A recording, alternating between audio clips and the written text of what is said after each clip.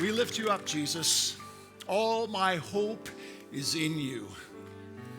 That's the prayer of my heart today as I sang that song. My hope is in you, God. Even in the midst of trying times and circumstances, I hope in you, Jesus. Because you came into this world as my Messiah. He came into this world for us, our Messiah. Well, we've got a real salt of the earth gang here today, watching online, listening to the radio. You guys are on the front line of tiredness. Right? The whole rest of the world, they're worried about this on Monday, but you guys, you're at the front line. So I want you to find a couple people, slap them in the face and say, wake up! No, I'm kidding. But go say hi to a couple people. It's a great day to be in church today. Thanks for joining us online, on the radio. This is a great time to go grab your communion elements so that you can participate with us at the end of the service. That would be excellent. Also want to remind you, if you are thinking about baptism, we still would love to join you. You can reach out to us at the office, email reception@allnationschurch.ca. Say, I'd like to get baptized at All Nations Church on Sunday, April the 16th. Thanks so much. All right, let's give it up. The band did a great job leading us in worship today. Thank you, John. Excellent. Wonderful. And man, what a great week today. I had a great week this week, friends. I was out with a family this week, Egyptian family, part of our church, had us over for dinner and had a wonderful meal with them. And I never tried Egyptian food before, and so they gave us some Egyptian food and some tea. Man, what a great way to celebrate community by getting to know somebody else's culture and what they eat, right? And that's usually a lot of our trips, isn't it? When we go somewhere else, we always find that we eat foreign foods that enrich us as human beings. And speaking about being enriched, man, we've had some great hockey in Sudbury in the last few weeks, and we want to celebrate the fact that our Wolves are in the playoff race right now, and we're excited for them. You want to grab tickets because it's been fantastic hockey, and we support our own here in Sudbury, and so please avail yourself of that. Well, and I guess the other thing too, I think I'm pretty happy about is the fact that, we're kind of coming out of winter now, right? We can see about there's some more dry roads. Yeah, maybe, that's right, eh? I know, trust me, I grew up I spent a lot of time I grew up in Saskatchewan and in Edmonton, and so, man, we know a blizzard can hit still in June, so we're going to hope for the best here. So that's why I don't feel too bad about showing these pictures today, and we're going to be talking about something that's unique to humanity, to set the table for what we're going to be speaking about. Because it seems to me like humanity has had a bit of a love affair with healing pools throughout history. I want to take a look at this picture because I picked some of these places up that people have regarded as a place where you could find healing for your health. And the first picture we've got here is this is the Dead Sea in Israel. Now, in the Dead Sea, people would go to the Dead Sea in Israel, and they would go and get this healing mud. And so you would go in these mud baths, right? Slop yourself up with mud, and you're supposed to find healing in this mud bath that you're supposed to do. And here's what it says that it's supposed to help with: psoriasis, asthma, arthritis, osteoporosis. In fact, in doing some research, it's believed that Cleopatra, now we know who Cleopatra is, right? The most beautiful woman in the ancient world from Egypt. And it's believed that she journeyed there with her ancient Egyptian entourage in order to help her beauty. So this is the Dead Sea in Israel. Here's another one. This is a healing hole in the Bahamas, Bimini, Bahamas. I want to go to this place, man. Look at that, eh? So this is and this is what it says about this place. It's high in lithium, sulfur, and magnesium. And what it helps with is it's supposed to help with mood disorders, muscle function, and energy production. This next one here is Taos, New Mexico. And here it says you can go to this health resort, dip in the mud, arsenic, now, when I read that, I had to read it a couple times to make sure there wasn't a typo, right? You get a dip in a pool of arsenic or Kiva pools. And apparently, this is supposed to benefit your immune health, arthritis, ulcer pain relief, digestion, and depression. Now, because we're in Canada, we will never be We don't want to be on the losing end of all these pools, so we have our own pools, friends, that have been used for many years as well.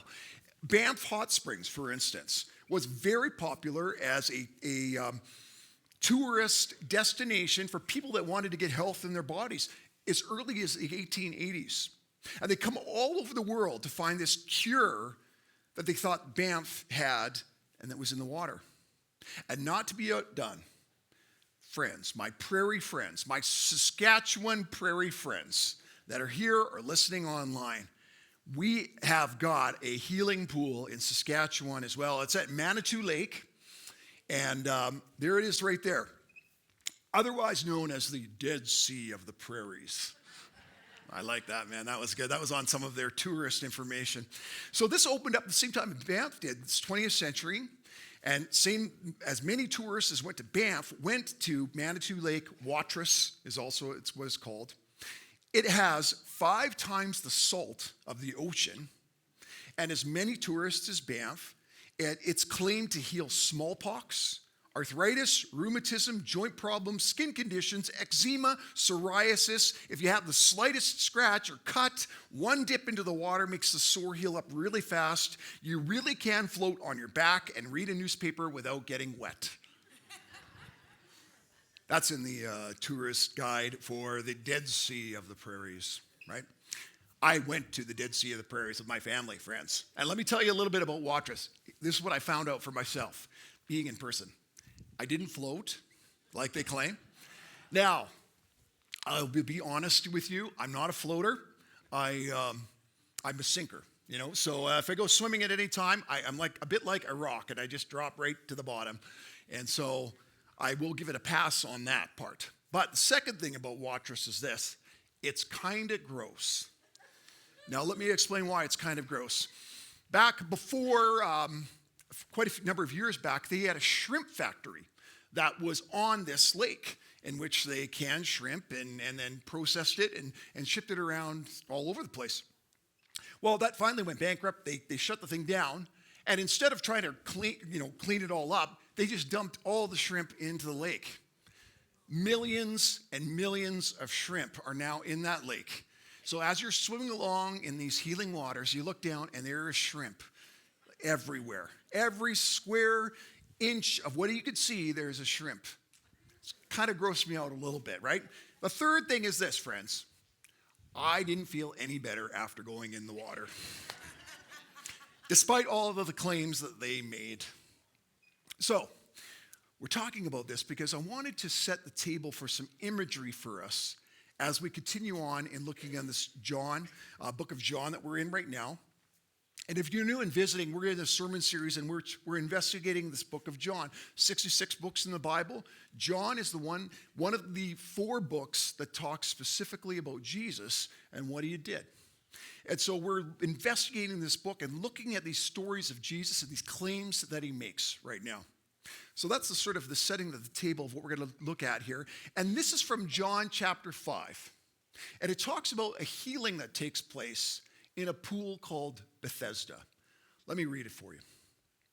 Sometime later, Jesus went up to Jerusalem for one of the Jewish festivals. Now there is in Jerusalem, near the sheep gate, a pool, which in Aramaic is called Bethesda, and which is surrounded by 5 colored colonnades. They have a great number of disabled people used to lie, the blind, the lame, the paralyzed. One who was there had been an invalid for 38 years. When Jesus saw him lying there and learned that he had been in this condition for a long time, he asked him, "Do you want to get well?" "Sir," the invalid replied, "I have no one to help me into the pool when the water is stirred. While I'm trying to get in, someone else goes down ahead of me." Then Jesus said to him, "Get up, pick up your mat, and walk." At once, the man was cured. He picked up his mat and walked. The day on which this took place was on a Sabbath. And so the Jewish leaders said to the man who had been healed, "It is the Sabbath. The law forbids you to carry your mat." But he replied, "The man who made me well said to me, 'Pick up your mat and walk.'" So they asked him, "Who is this fellow who told you to pick it up and walk?" The man who was healed had no idea who it was. for Jesus had slipped away into the crowd that was there. Later, Jesus found him at the temple and said to him, "See, you are well again. Stop sinning, or something worse may happen to you."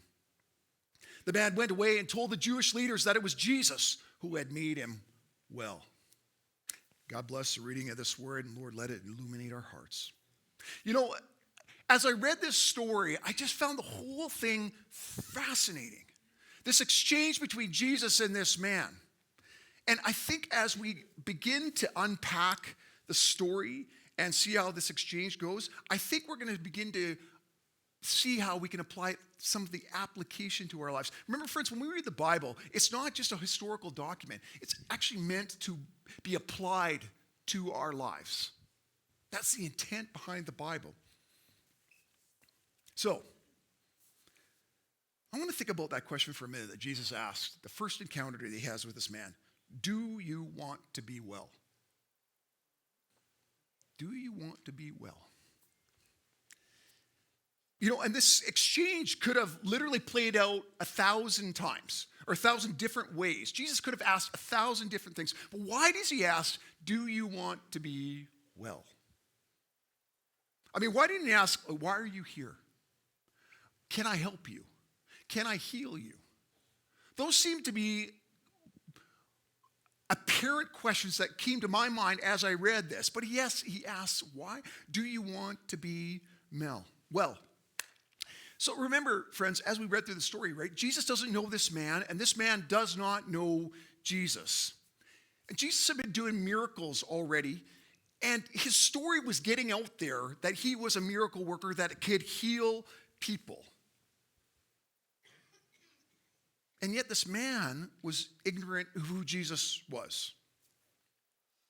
And not only that, but the miracles that Jesus were doing were meant as an outward sign to show that Jesus, his claims about himself, the claims that he makes in his teachings, were to show that he was the Messiah, that he was God. So I want to imagine ourselves, and I want you to do this with me as well. Imagine yourself in this scenario that's unfolding here. And let's play it out in our minds today as if we are at Health Sciences and sitting on a bench outside. And a stranger comes up to you and he says, as you're sitting on this bench, do you want to be well? How would you respond to a question like that? You've been going to the hospital for 38 years. And you're sitting on a bench in front of the hospital, and some stranger comes up and says, do you want to be well? I think my first response would be, are you stupid? Wouldn't that be the natural sort of response to that? Like, I'm literally in front of a hospital, you know, and I've been here for 38 years. Why would you ask me such a dumb question? Do you want to be well? Like, if I didn't want to be well, I'd be at home or doing something else, but I'm sitting in front of a hospital. Remember this pool, right? It was meant to be healing for people, for this invalid man, for everybody else that came to this place, a place of healing. And Jesus asked, do you want to be well? And he's been going to the same pool over and over again because he's convinced from the stories and other people around him that's saying this is a place where you're going to find healing for your body. So as I reflected on that, I thought to myself, there's got to be something more behind this question. Do you want to be well? The way it was phrased with this encounter with this man that clearly wanted to be in a place of physical healing for his life. And perhaps the question is even justified when Jesus asks it. This man has been doing the same thing for 38 years, going over and over and over and over again to expect a different result than what he was getting then. So one does then have to ask the question of themselves, right? Does that man really want to be well? Well, what then does Jesus mean by the fact that, what does it mean to be well? And who is Jesus to even ask that question about, do you want to be well? So let's think about that for a minute, friends. And let's answer part of those questions. And how do we want to interpret what Jesus is saying when he says, do you want to be well? You know, I looked this up, and the Global Wellness Institute, and this is online, you can find this, defines wellness as the active pursuit of activities, choices, lifestyles that lead to a state of holistic health. Do we know what holistic is? It's kind of like all-encompassing. All-encompassing.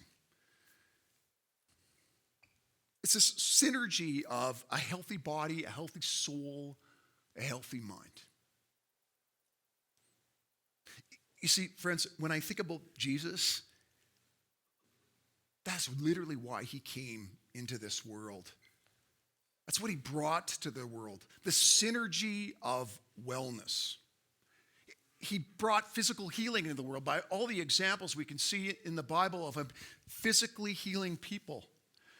His redemption and reconciliation of ourselves to God by dying on a cross, by rising again. He bring wholeness to our souls.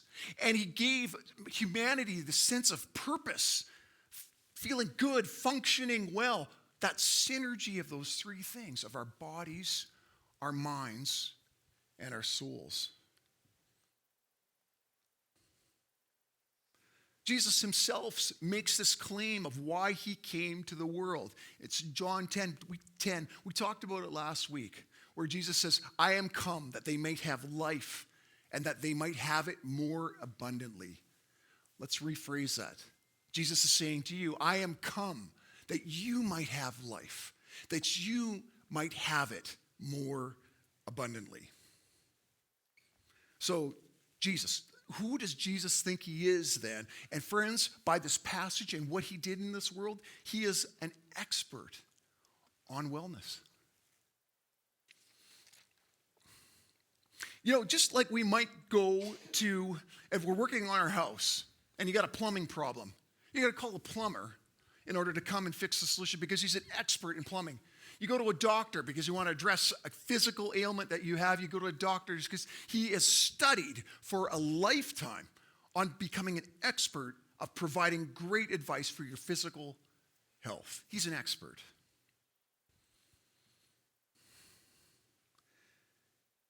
See, Jesus proves he's this expert on wellness since it's documented that not only did he address people's physical health, but he also addressed the needs of the soul and gave humanity purpose in life, the synergy of wellness.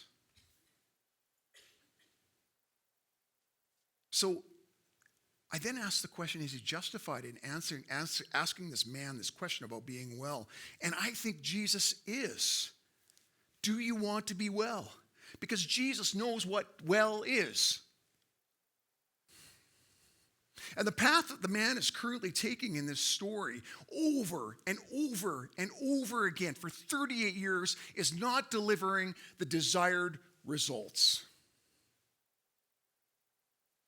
I think Jesus would be thinking in his mind at that point, I don't truly think you do want to be well. Because if you truly wanted wellness, you wouldn't be doing the same thing over and over and over again, expecting different results. We've heard that before, hey? Haven't you heard that online? Doing the same thing, what's the definition of insanity? Doing the same thing over and over and over again and expecting different results.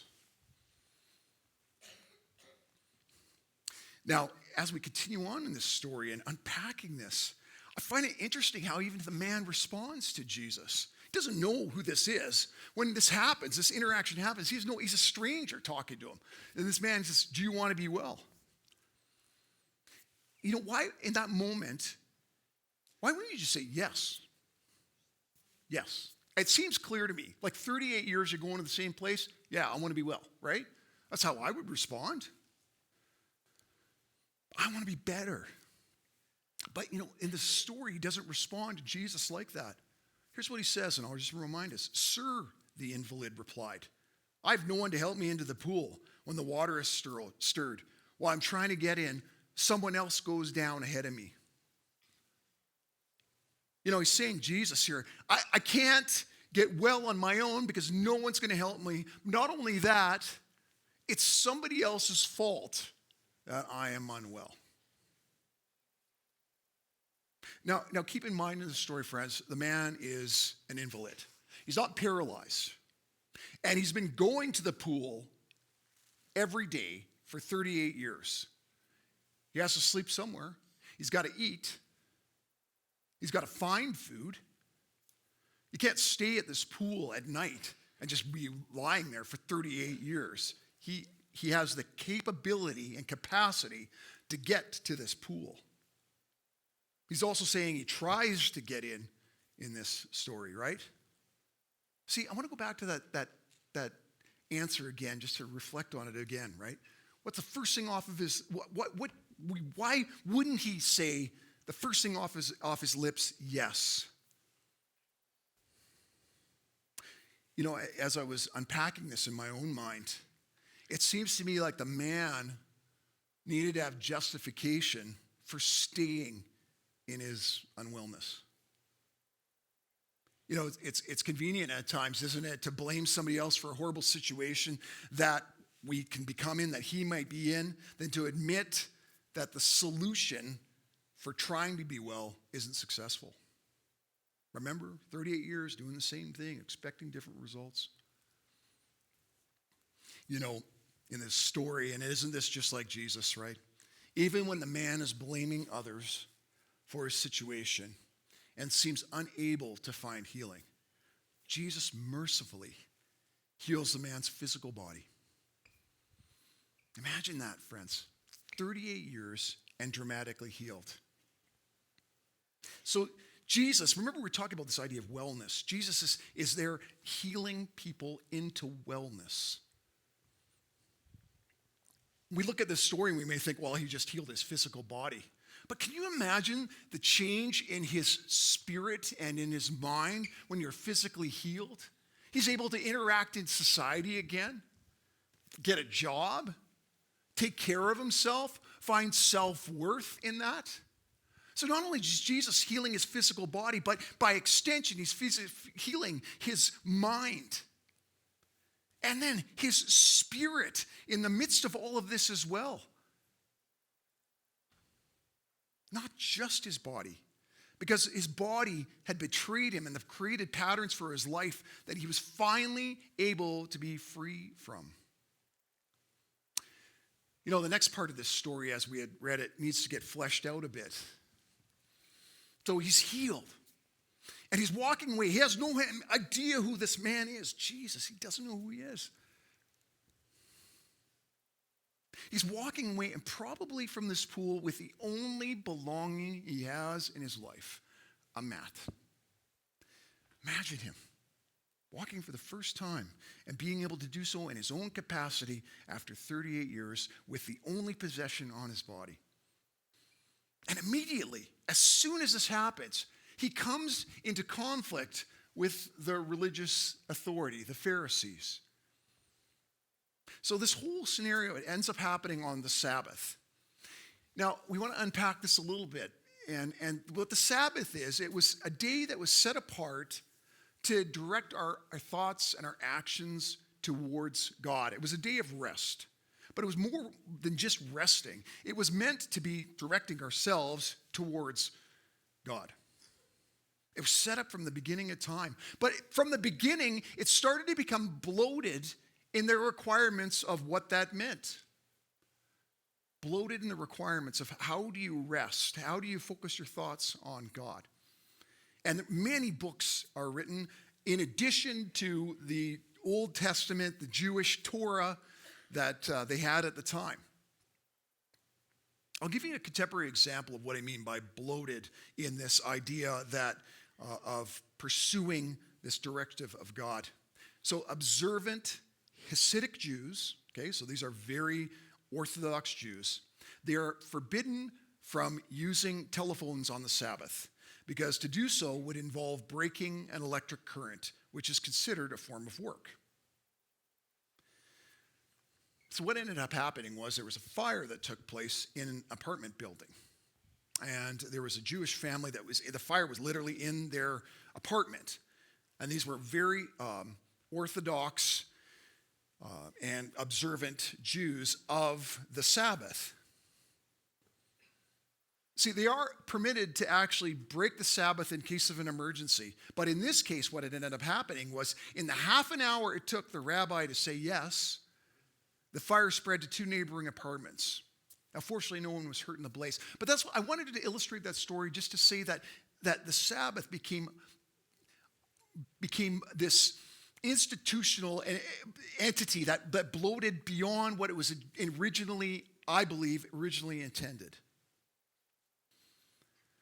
So Jesus comes into the scene, immediately changes this man's life, physically at first, but then through that socially, he's now walking, he's up, he's able to work, which then would bring health to his mental state. And yet, in this story, there's powerful people that can't accept the wellness that Jesus is offering.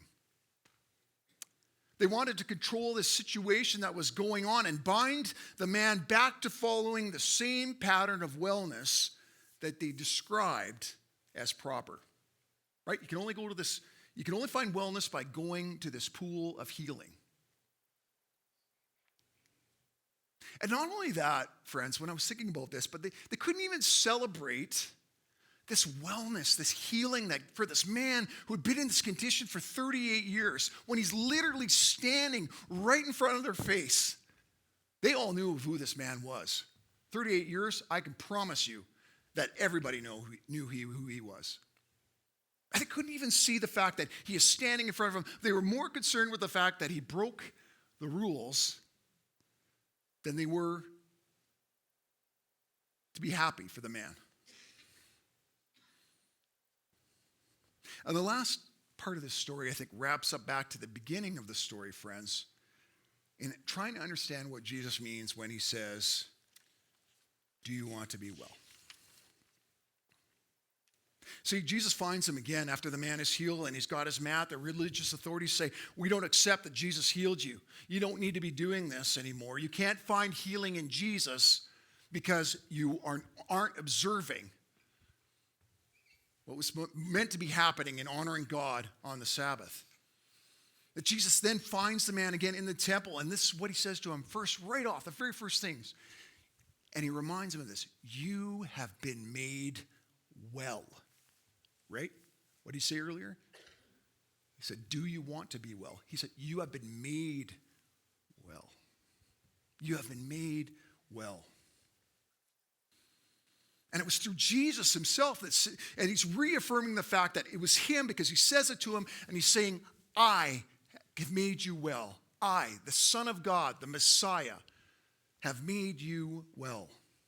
It wasn't the 38 years in the pool that made you well. But then he goes on to say this, friends: stop sinning or something worse may happen to you. Like, what worse? What's worse than... Imagine that, Jesus saying to you that in that moment. I've been literally an invalid for 38 years, and you're telling me to stop sinning because it's worse than that? That's what Jesus is saying to this man. See, that's why when I believe that when Jesus asked the man, "Do you want to be well?" he isn't talking about just his physical body. He's talking about the whole person, the physical, the mental, the spiritual.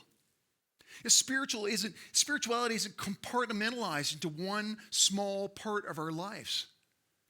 Jesus in this portion is saying, in sinning, we absolutely affect other portions of our life, our physical bodies, our mental bodies, not just our spirituality. Friends, some of us have had experience in this area. I'm going to go for the low-hanging fruit, right? We can point to something like addiction.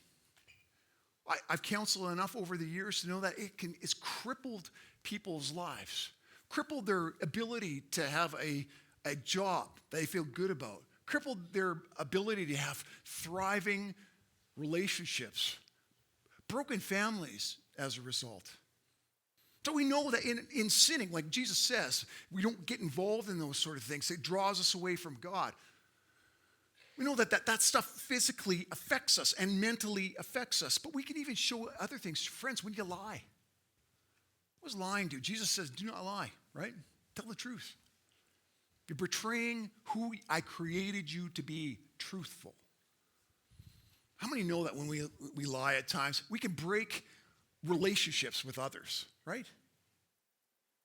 So we know sinning has an effect that goes beyond just our spirituality. It affects our mind and our body. See, that's when I think Jesus says, do you want to be well? He's not just addressing his physical body. He's addressing the wholeness of his being. And that's what Jesus does. He addresses the wholeness of who we are. So how might we apply this story? How might I apply this story to myself? I do think this, friends, the same question that Jesus posed to the man at the pool, the invalid, it's the same one he's posing to us. Do you want to be well? This synergy of spirituality, of physical bodies, and our mental state. Do you want to be well? I think he's asking us, how successfully have you been in trying to dip into the pool of happiness that I'm not part of? Have you been chasing the same thing over and over and over again, expecting different results?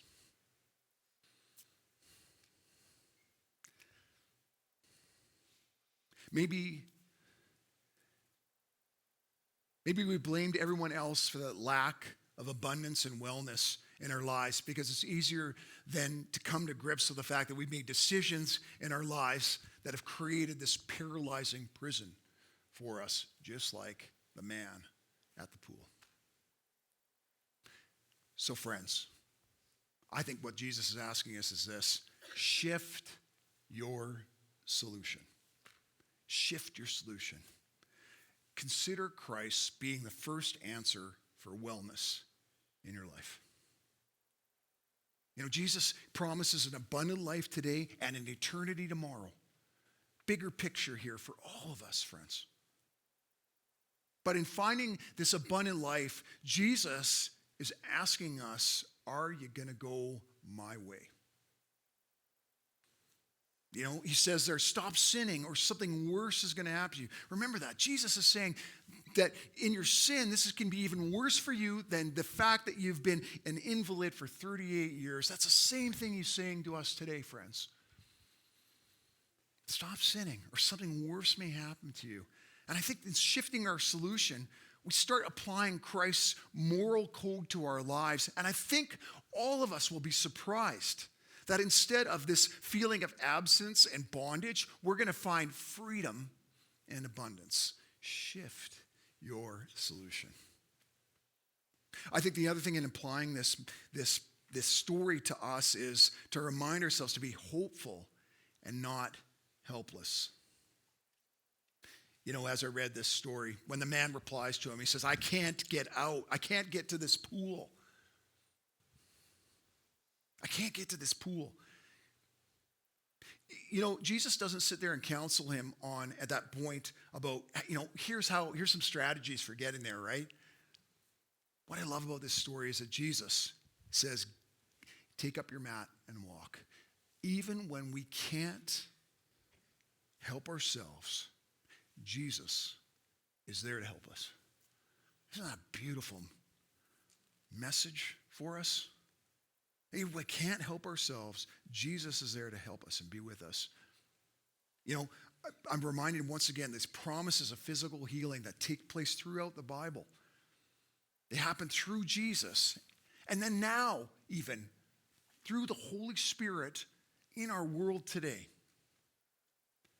You know, also throughout the Bible, there's promises of helping us in following Jesus' way, a lifestyle that's honoring to Jesus, that's reflective of Jesus' teachings. And the Bible promises that God is there, the Holy Spirit is there to help if we honestly ask. Jesus helps us when we can't help ourselves. Be hopeful, not helpless. And if I could ask the worship team to come back at this point, we're going to get ready for communion. I've just got two more things I was thinking about in this message of how we can apply this to our lives.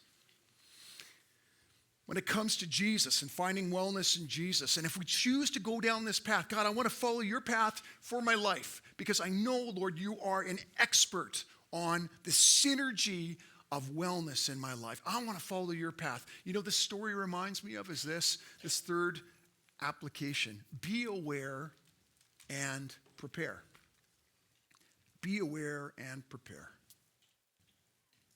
You know, as the man was healed and he found his healing in Jesus Christ, immediately powerful people and influences in his life wanted that to stop. Isn't that true for our own lives, friends? I know it personally has happened to me. Powerful people in our lives, influences in our lives, they don't want us to be well in Jesus. Some can't celebrate the fact that we can even find wellness in Jesus. Powerful forces that actively try to dismiss Jesus and the claims that Jesus is an expert in wellness and that can't even remotely be possible. I want to give you a thought as I was thinking about this, about an influence that affects us. You know, in the last 40 years, I've been a pastor now for 25 years in full-time ministry. 40 years of my life, thinking about Hollywood, the shows you watch. I can't think in my mind of one show that wasn't Christian-based that would have a favorable view of a pastor in it. Not one. I've seen many unfavorable views of a pastor, but I've never seen one that actually can celebrate the fact that Jesus can bring wellness into our hearts and our lives. That's what I mean when I say being aware and prepare. There's forces in this world that don't want you to find wellness in Jesus. And friends, I think when I think about why that is the case, I think it's because when somebody finds out that you found wellness in Jesus, they immediately begin to self-reflect on their own lives and have become brutally honest with the fact of whether or not that going their own way without Jesus has brought them the abundance that you're claiming that Jesus makes. They don't want to listen because they want to do it their own way. That's because they can't even celebrate Jesus having a better way for you personally. I've lost friends over friends. And so be aware. Be aware. Because when we find we're in those situations, we remind ourselves back to the abundant life that Jesus promises and what the change that he made in our lives. And we cling to that faith, that experience, and making us resolute in our faith when we find ourselves under attack. Be aware and prepare. And the fourth thing I was thinking about when I was thinking about this story and this message is this: Jesus offers wholeness. Jesus offers wholeness. I want to speak to our friends here today that their bodies have betrayed them. You know, I'm thinking today, I'm gonna pick out 3 names that I'm thinking right now, and we know some of their story. There's many names, but just what Christ brought to my mind was I was thinking about Shirley Urkula today, and I was thinking about Mike, and I was thinking about Nora Lee. We live in a broken world, friends. Sin came into this world. It broke our bodies. That was part of the fall of man. And we suffer the consequences of the fall of man in our physical bodies. You know, and as I was doing this story today and thinking about this healing of Jesus of this man and saying he wants you to be well, you might be thinking to your mind, well, Sean, this rings a little hollow today. I've been sick for a long time. I've been praying to Jesus for an answer of why my physical body isn't been healed. I'm doing the right things. You know, Jesus calls me out to walk a path that he lays out for me in the Bible, about having a moral code that Jesus says, I've been doing those things, Jesus. My body is still broken, Sean. When I hear this message today, I want what you're saying, but it's not happening for me. See, friends, when I think about Jesus and the fact that happens, and I cannot answer why. I can't answer why. But I know the promise Christ makes for wholeness that transcends our physical bodies. I want to point something out in the story, friends, that we miss sometimes when we read this. And it says this, here are great, and this is part right from the beginning, and he's talking about the pool, a great number of disabled people. They used to lie, the blind, the lame, the paralyzed. The Bible only records Jesus healing one person at the pool of Bethesda, even though there was many of them there for many years. Sometimes we read that story and say, this is automatically, I need to apply this. Jesus is going to heal every single person. He never did. I don't know why. He doesn't say why. He could have. He's the Son of God. How I reconcile that in my mind, friends, at times, when my body betrays me, is that we cling to the promise that Jesus, his wholeness, it transcends something greater than what we face in the moment with our bodies. So imagine, friends, this. How would you like to respond to that question today that Jesus is asking the man, and by extension, he's asking us? Do you want to be well? Imagine having the courage to examine yourself and answer that question with honesty. Do you want to do it Jesus' way? Because if you do, Jesus is waiting there with open arms. He wants to heal you. He wants to heal your body. He wants to heal your mind. He wants to heal your soul that all of us so desperately need in this world. Let's pray. Father, thank you for this message today. And thank you for the challenge. Do you want to be well? I've certainly gone many times, Lord, where I thought my way was better than your way. And I've faced the consequences of doing that way and bringing unhealth by my own choices and decisions into my life. Lord, would you forgive me? Lord, help me be well. Help me be well when I can't, just like you promised. I want to follow your way, Jesus, for the rest of my life.